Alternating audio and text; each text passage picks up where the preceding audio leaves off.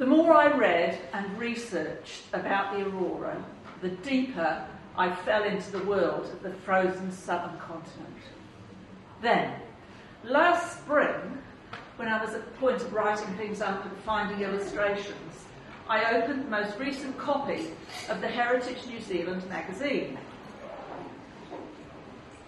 I was interested to see it featured an article entitled I've been practicing this and I still can't do it. Glass Act, GLASS. On page 19, I was even more surprised to discover that All Saints Church here in Dunedin had a commemorative window to the memory of the Reverend Arnold Spencer-Smith, who I'd been reading about in the Aurora story. And as Michael just said, I contacted the church for permission to photograph the window to use as an illustration. He took me by surprise when he asked if I would like to make this presentation. I've always personally felt that you need to be up for challenges. This was a challenge I couldn't say no to. I do have some limitations, but they're usually the physical ones rather than talking. Like the story of the aurora, the more I learnt about this annual commemoration, the more I realised I am following a very knowledgeable group of individuals. I hope the story I have to share with you this evening illustrates the role that the port of Port Chalmers and the wider Dunedin and its people played in the chapter of polar exploration. So the photograph on the left is just some of the documents that were in that. It wasn't a little folder, actually, it was 4 boxes of the logbooks that David Harrowfield donated to us. And I don't need to explain the window to you. But before I tell you about the aurora, I want to set the scene for you. Port Chalmers was a hive of activity in the early 20th century.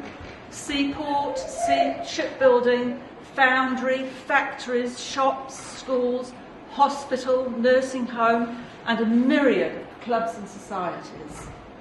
It wasn't unknown to polar explorers either, because the Terra Nova called in here in 1910 to stock up with coal, among other things.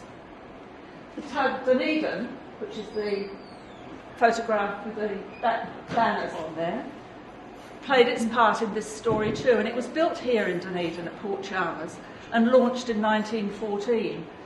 And it didn't normally go out to sea with the flags on. That's the bunting for the launch.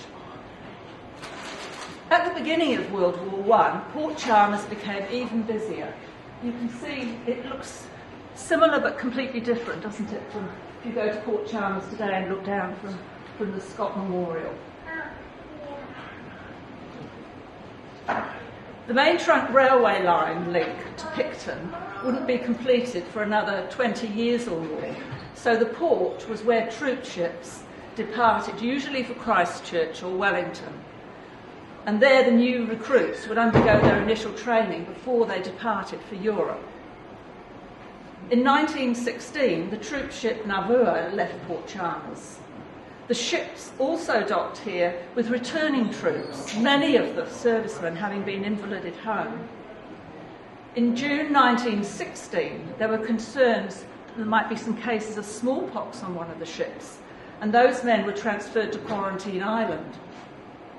70 injured servicemen arrived on the SS Mariner in 1917. There was also a high number of military police in Port Chalmers for the whole duration of the war. All these servicemen had to come from somewhere, and many of the recruits came from the businesses based in Port Chalmers and Dunedin. This meant that there was always a need for people to take up jobs. Positions were empty and they always needed men because they were going off to the war. That went on for several years. The Otago Harbour Board seemed to lose an awful lot. We've been working on memorials for them, and numerous, when you look through their service records, a lot of them said they worked for Otago Harbour Board. In addition to all this work, the local community, not just in Port Chalmers or Dunedin, but the whole of New Zealand, was involved in fundraising to contribute money for the war effort. Now, I'm not sure about this, how clear this map is to you from where you're sitting. If you can see the Weddell Sea, it's in the top left-hand quadrant up there, and that down here, the bottom of the Ross Sea, McMurdo. That was where, that's all part of this story. And there's a dotted line, a dotted circle you can see round Antarctica. That's the Antarctic Circle. Under the looming shadow of war in Europe, Sir Ernest Shackleton was progressing the preparations for his Imperial Trans-Antarctic expedition that aimed to complete another Antarctic first, a traverse of Antarctica from one coast to the other via the South Pole. Fundraising was in full swing, and partly this was because it was not a project that the British government was prepared to approve or fund. That's a big story, so we won't bother about that one tonight. Having learned from previous experiences, an essential component of Shackleton's expedition was the need for supply depots along the route from the Weddell Sea to the Ross Sea. The plan was for a second expedition ship team to land at the Ross Sea area huts, where Scott's hut was, overwinter, and lay the supply depots towards the South Pole in readiness for the next season's trek. By the time the Endurance, with Shackleton aboard, he wasn't aboard, he didn't get on till they got to Buenos Aires. By the time the Endurance sailed from Plymouth Hoe for the Weddell Sea in August 1914, war had been declared. Meanwhile, in Australia, the ship that was required for the Ross Sea team was also being prepared for the journey. The Aurora. So that's a detailed plan. I can't read the writing even on a decent sized print off, but it gives you an idea about the ship. The ship itself was 50 metres long and 9 metres wide. And the smiling face is Captain John Stenhouse, who you'll hear about shortly. The Aurora was built in 1876 by Alexander Stephen and Sons in Dundee and registered in Liverpool. It was to be part of the whaling and sealing fleet based in Newfoundland during the fishing season. Its bows were sheathed in steel to help it break through ice, and it could also act as a rescue ship if required, and it did actually act as a rescue ship at times. In 1911, the ship was bought by Douglas Mawson, an Australian Antarctic explorer, for his expeditions establishing radio relay stations at Macquarie Island, Commonwealth Bay and Queen Mary Land. The latter two are actually on the coast of Antarctica. By 1914, as well as all its other work from 1876 on, the Aurora had already made 3 trips to Antarctica. This was just the ship that Shackleton was looking for, and he bought the Aurora. But to ensure it was able to undertake the voyage, it had to undergo a major refit. Stopped at Hobart on the way from Sydney to pick up dogs. I'm sorry I don't have the story of dogs, but that has already been covered by Dr. Jill Harley from the DCC archivist. Is she here tonight? I don't know her, so. And she talked about, a few years ago, she did a presentation for this very night on the dogs. So they picked up additional supplies and dogs and finally left Australia on Christmas Day 1914. The Aurora arrived in the Ross Sea area in the middle of January. The Aurora had a complement of 28 crew and explorers, captained by Lieutenant Aeneas Mackintosh, who was to take charge of the shore activities once they arrived in Antarctica. And then First Officer John Stenhouse would assume command of the ship.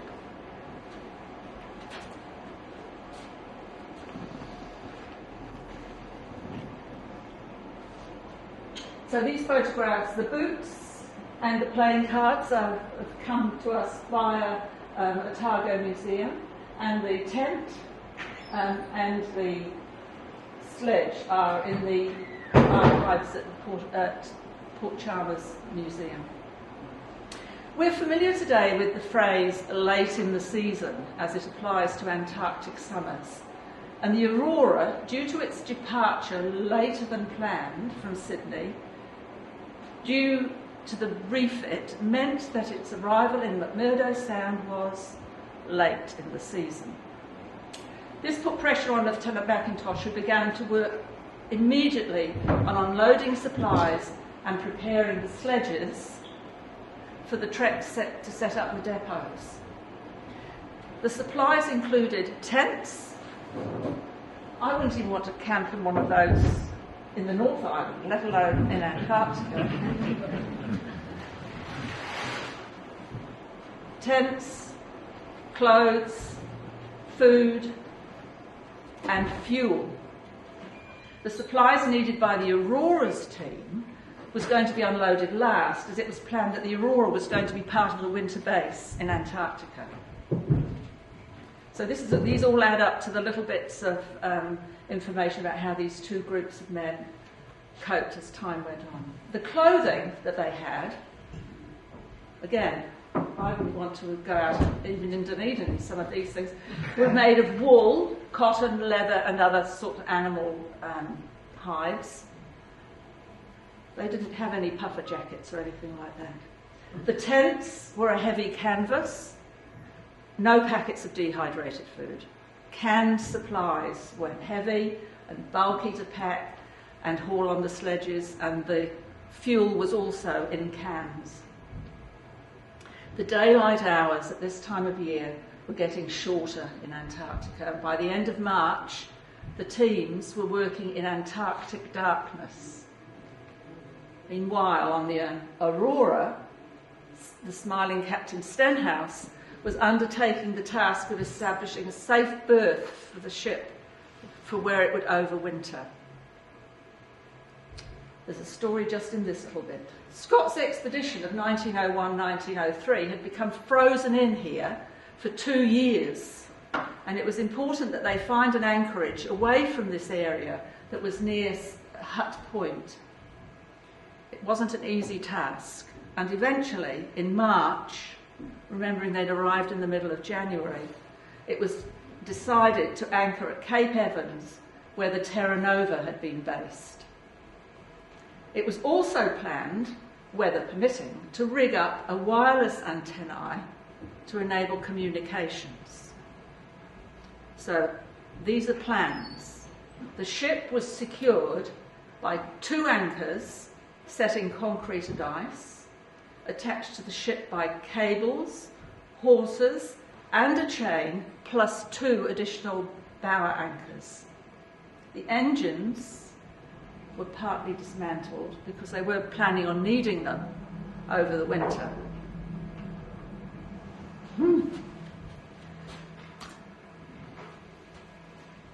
This is the title of this slide. It says, "The Gallant Aurora Pushing Through the Ice Floes." On May the 6th, probably around dinner time, bedtime. It's hard to describe this as night time when it's continually dark. It was late. The men were winding down for the day. A violent storm tore the ship from its mooring. In the grip of pack ice, it drifted away from Cape Evans. With no functional forms of radio communication, by the time the shore party, of which the Reverend Spencer-Smith was one of them, became aware of this disaster, the Aurora was nowhere to be seen through the darkness. 10 men, including Reverend Spencer-Smith, chaplain and photographer, were now stranded on the ice. Some of the men were at the existing huts used by Scott and Shackleton's previous expeditions, and Lieutenant Mackintosh was leading his team setting up the depots. In the absence of any form of communication between the groups, they continued with their task. Lieutenant Mackintosh had to assume that Shackleton would be expecting the depots as his team progressed across the continent. They knew nothing of the catastrophe that had overtaken the Endurance on the other side of Antarctica. On board the Aurora, Lionel Hook, an 18-year-old apprentice, had the task of establishing some form of communication, and he continued with this endeavour throughout the coming months. So this is about the drift. So the start of the purple line is where they started from, and I'll give you some bit of data about this. Macquarie Island, which was one of those places that they were going to set up the radio stations. Nobody knew at the time, but it wasn't working. It wasn't a functional radio station. Continuous gales drove the ship further and further away from Cape Evans, out of McMurdo Sound and into the Ross Sea. Over time, the ice thickened. The boilers were closed down to save fuel because they didn't need these to steer the ship because it was just moving in the ice. The engines couldn't be used in the ice. The rudder had been smashed. There was limited food on board, and the men supplemented this with penguins and seals, while water was obtained by melting the snow. The main concern of the crew at this time was how or when would they ever get back to their comrades at Cape Evans. In August, the sun made its appearance, allowing Captain Stenhouse to take a reading and establish that their position was 670 kilometres north of Cape Evans. They were drifting at an average of 37 kilometres a day. By September 1915, so they started, this storm was in May, we're in September now, their position was 1,300 kilometres away from Cape Evans. When the ship crossed the Antarctic Circle, if you remember that dotted line, in November, they were still trapped in the ice. There were some signs that the ice was beginning to break up, but the jury rudder built by the crew, and I'll show you some pictures of that later, couldn't be used because of the ice. And damage to the hull meant the seams in the hull were starting to open up, and the Aurora was taking on water.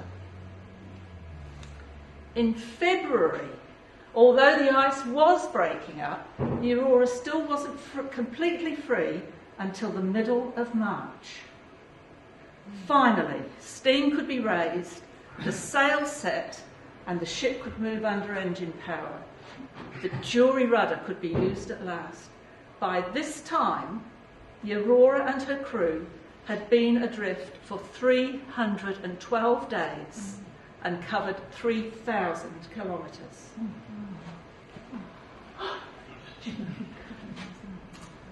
No communication.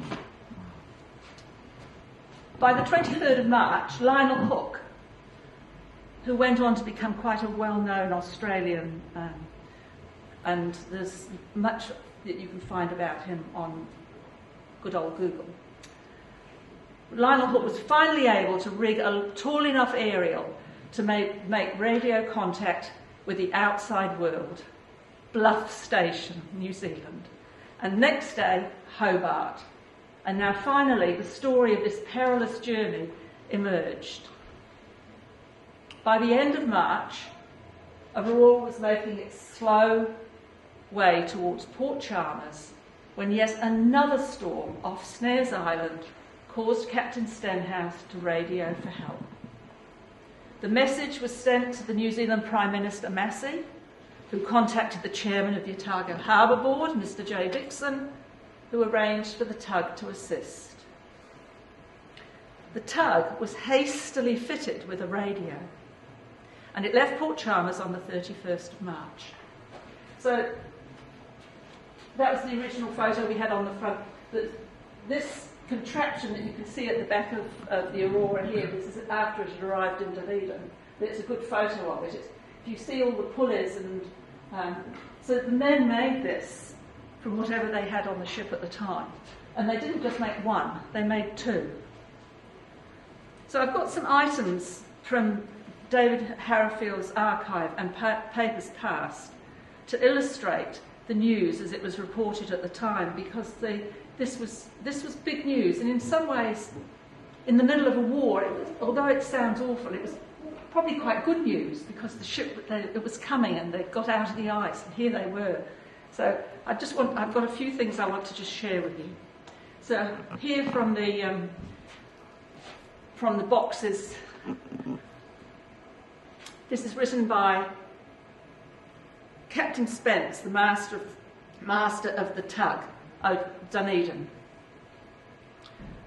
It's a little long, I'm afraid, and I've got to read his handwriting. So, I beg to report that I left Port Chalmers at 6:20 p.m. on the 31st of March to look for the Aurora south of Stewart Island. The wireless engineer reported that the machine wouldn't work, and I decided to make for the Bluff to get a better machine. We arrived at Bluff at 2 p.m. on the 1st of April, and after everything was put right and a position of Aurora obtained, I left the Bluff at 5 p.m.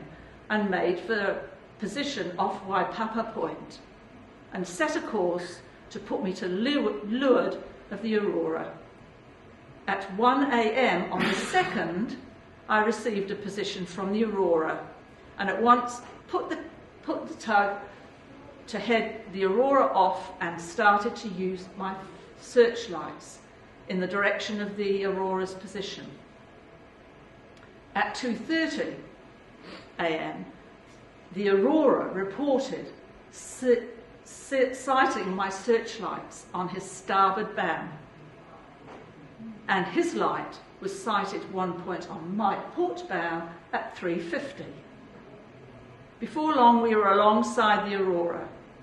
I decided not to take him in tow until daylight, as it was blowing hard from the southwest with choppy seas, and we know all about those, don't we? At 7 a.m, I steamed alongside, put some mail bags and some papers and a few stores on by a line, and the tow line was attached with a cable, and we set a course for Chaslin's Mistake. And when we were abreast of Nugget Point, we slowed down. The Aurora lowered her rudder into the water, and we continued slow until arrival off Otago Heads. All gift stores were put on board by the pilot. We entered the Heads at 9:30 and arrived at the export wharf at 11. There was a strong southerly wind and choppy sea, and the tug was shipping water over the side all the time. So that report was requested by the Harbour Board of the pilot after he'd got back.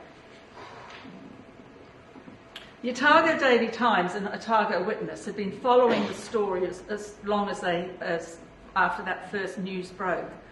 And upon its arrival at the Heads, the stores referred to by Captain Spence included an English breakfast. This was referred to among the extensive welcome speeches reported by the Otago Witness on the 5th of April. So this is quite light-hearted compared to some of the stuff that we've talked about. The thoughtful act of a Dunedin gentleman in sending out the tug Dunedin all the requisites for what was described as a good English breakfast was greatly appreciated by the members of the expedition, and the meal itself seems to have been done full justice to. At the close of the formal ceremony, Mr. Tapley interjected with the question, How did the breakfast go? Captain Stenhouse, who did not at once grasp the situation, replied, "Oh, I've had no breakfast this morning." But when the position was made clear to him, a smile, as of grateful recollection, broke out on his face, and he answered enthusiastically, "Breakfast was beautiful.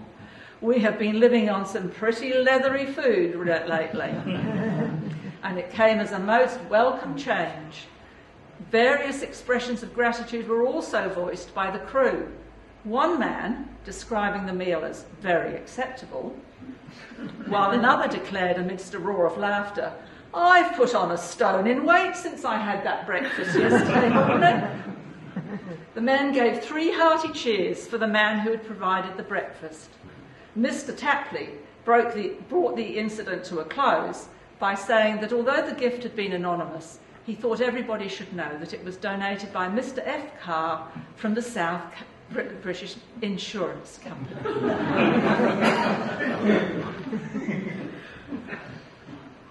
There's the interest of the public in from Dunedin and is exceptional. So here, the next day too, there was an advertisement here in another one in the ODT.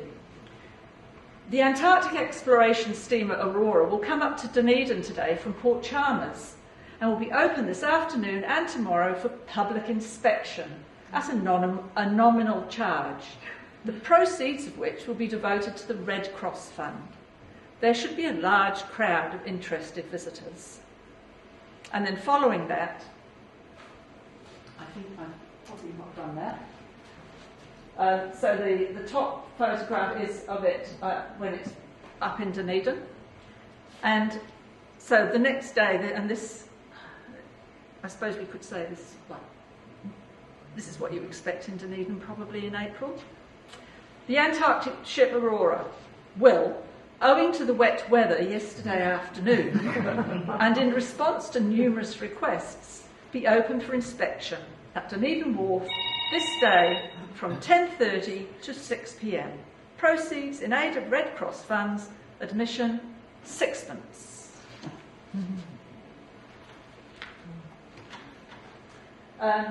So this is the Aurora when it's in dry dock at a slightly later date, and I'm going to talk now about the things that brought it to be that's the open to the public. They've still got the jury rudder rigged up there at the back, you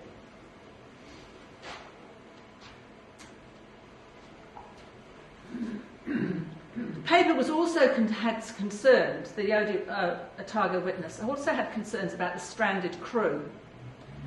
And it wrote, because of course, unlike us, they didn't know what had happened to everybody else.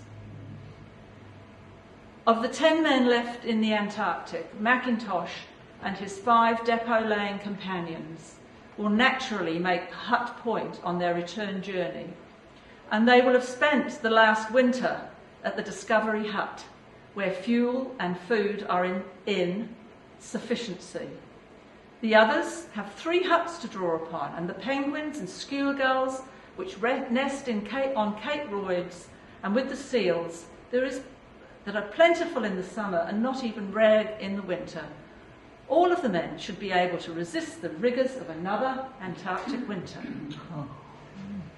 The Aurora must go south next spring to succour the 10 men left on the slopes of Mount Erebus. She should leave here early, first in order to release the men as soon as possible, and second, to push food southwards along Sir Ernest Shackleton's southward track. They didn't know, you see. They hadn't heard from Shackleton. The Endurance will likewise make a second journey to Shackleton's winter quarters in order to pick up the other sledging units of his expedition. It is to be expected that these 2 ships will leave southern ports in October this year and return triumphantly to civilization in the autumn of 1917. We know different. The optimism was great, wasn't it? So it's clear that the rescue of these men at Cape Evans needed to be undertaken.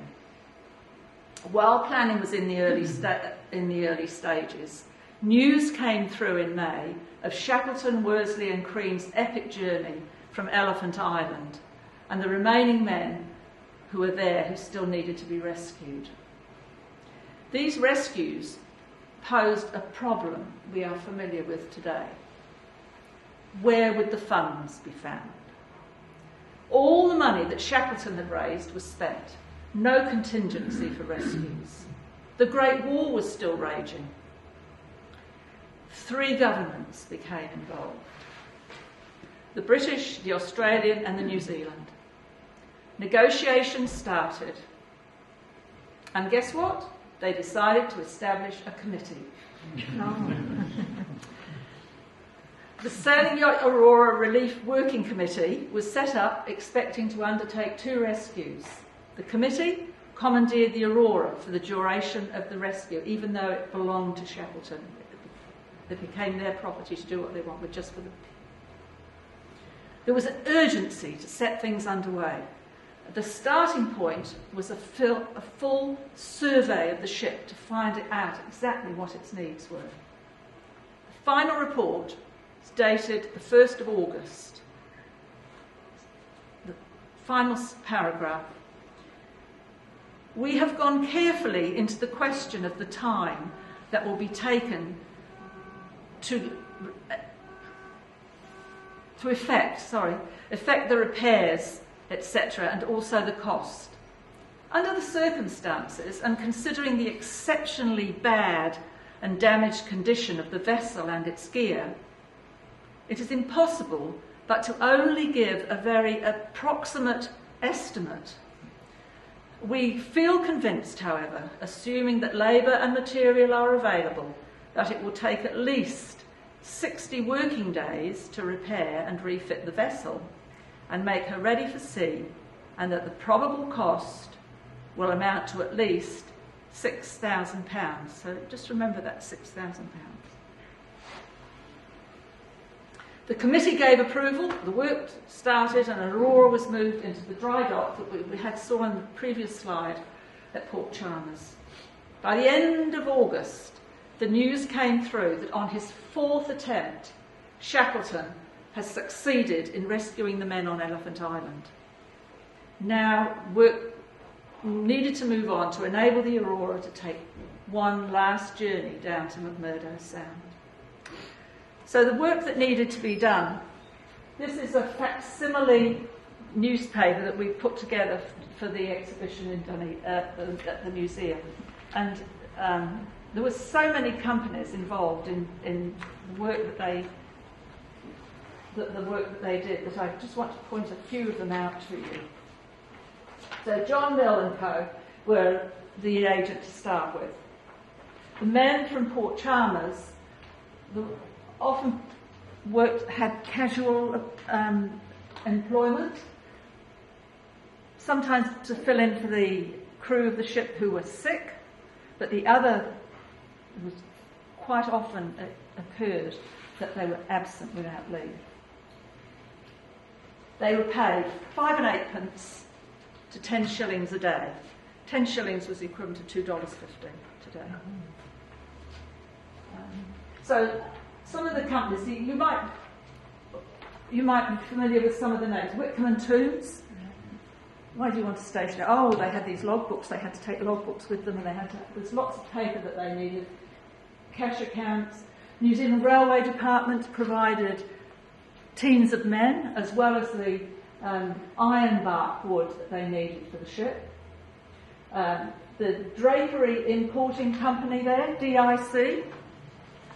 Unfortunately, that's no longer with us, isn't it? They provided the calico. The Otago Harbour Board had already agreed to provide their services for free. Which other ones? Patterson and Barr, hardware. Kempthorne and Prosser, all the pharmaceuticals and medical things they needed. And the one that I find most interesting in the middle, John Edmonds. So a lot of us be familiar with the name company John Edmonds. Iron and hardware merchants. They supplied carpenters, engine room and deck stores, signalling, distress rockets, lights, sledging gear, and hair clippers.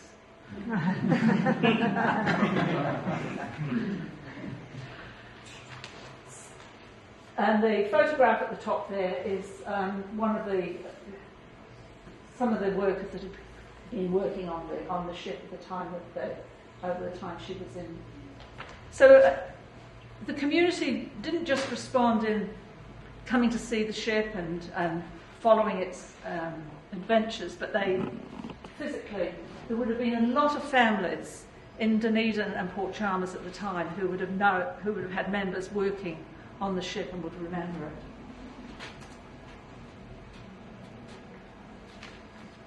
Oh, one thing remember that amount, the estimate of how much it was going to cost? £6,000. Mm-hmm. On the 3rd of July 1917, the final receipt of payments that went to the government department entitled Marine and Inspection of Machinery Department. That sounds like a bit of a gliding on department, doesn't it? It amounted to £20,222 6 and 10 pence. Today, 5,181,000. Wow.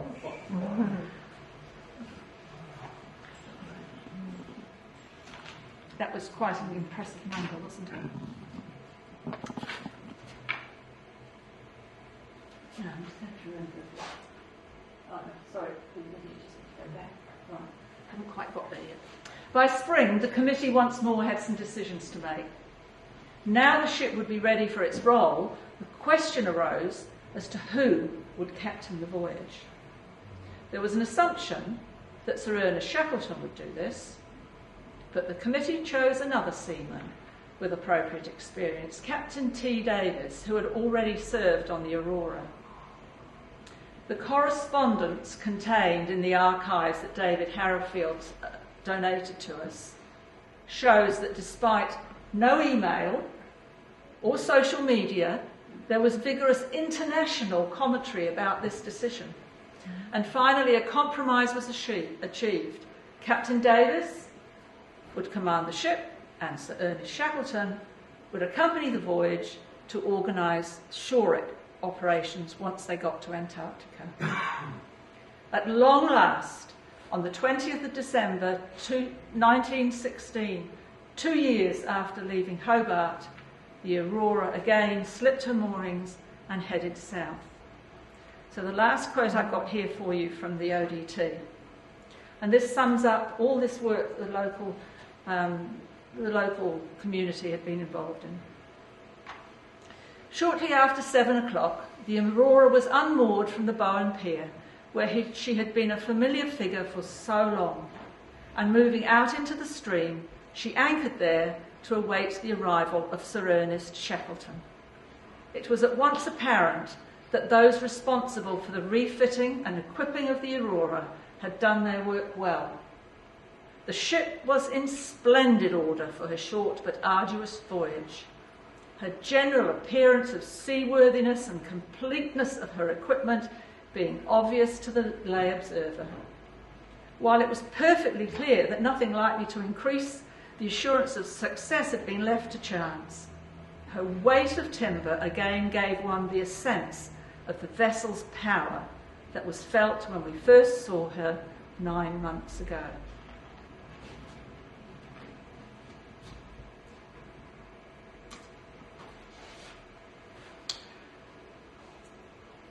Those of you who were at the Mass earlier on heard a little bit about this part of the story. As the Aurora sailed south, pack ice was yet again a problem as the ship entered Antarctic waters, finally arriving on the 17th of January 1917. When Shackleton stepped ashore at Cape Evans, he was greeted by 7 of the team he had selected for this arduous expedition. Lieutenant Mackintosh, team leader, and Victor Hayward had died while laying the supply depots, and the Reverend Arnold Spencer-Smith had succumbed to scurvy on the 9th of March 1916. Battling through pack ice yet again, Aurora finally docked at Wellington, New Zealand on the 9th of February 1917. The men who had endured unbelievable challenges received a hero's welcome.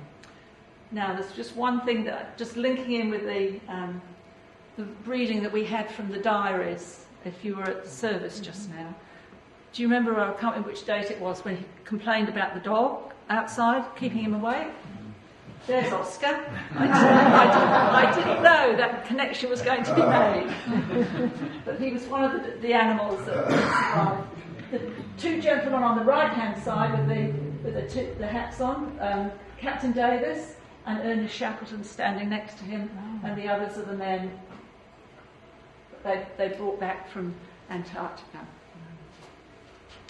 The arrival in Wellington marked the conclusion of the work of the Relief Committee, and the Aurora reverted to its ownership of Sir Ernest Shackleton. In order to defray his remaining expedition costs, he sold the Aurora for £10,000 to a shipping company working between Newcastle, Australia and Chile. The last that is known of the Aurora is that it left Newcastle for Chile on July 1917 with a load of coal. The ship was never heard from again. Only a lifebelt was found on the coast of Australia by the MV Coomber. There are stories about the possibility of German mines or a warship seen in the area. The lifebelt itself is on display at the Australian National Maritime Museum. Lloyd's of London, although it had already declared the ship lost, missing, and I guess because of the time frames, and we're talking about the war here as well, and there have been lots of ships missing. Lloyd's of London finally declared the Aurora lost with all hands on the 2nd of January 1919.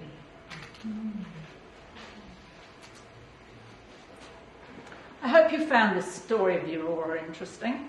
It's been the tale of a heroic ship and the lives of the men who sailed in her, both as crew and explorers. We can't ignore any of that, but those stories, I'm sure, have been part of these commemorative presentations in the past and will continue to be so in the future. I would like to acknowledge the following people and groups whose support, advice and resources have contributed to this story.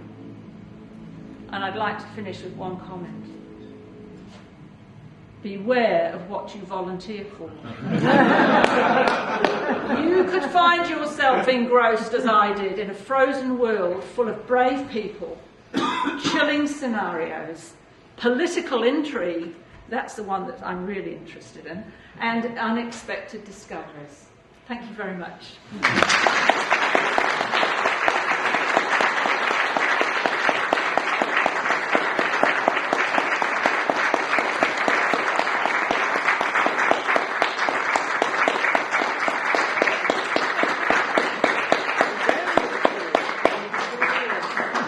Just wanted to say thank you again, as everybody has. That's good. Please accept the small token of our appreciation. I hope you do actually partake. I do actually, yes. Well, that's good to know. Otherwise we can swap it for a bottle of water. Oh, perfect. Thank you very much for that. Very fascinating.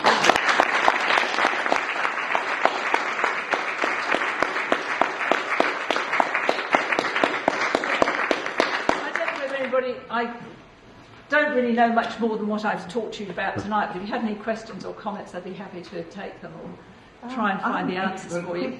Yes? A comment. I was really surprised at how well the survivors looked.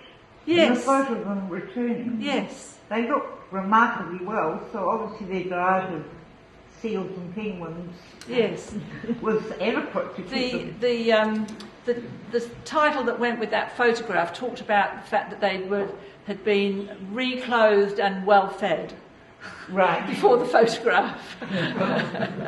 So that obviously there was enough stores on board the ship to keep them going for quite a year. Once they were picked up. Yes. Will they use, what kind of material they use to build the boat? What type is it? Is it metal or wood? The only bit I know about the wood, I think the original information about when the ship was built in Scotland was, they talked about oak, and then the ironbark, which I hadn't heard of before, but it was delivered in the wharf in Dunedin. I presume that's is this an Australian wood or something like that? Yes, yes. Oh, thank you. Does that help? Yeah. That's good. Thank you all so much for coming, and I hope it's been a good ending to a very moving service earlier on.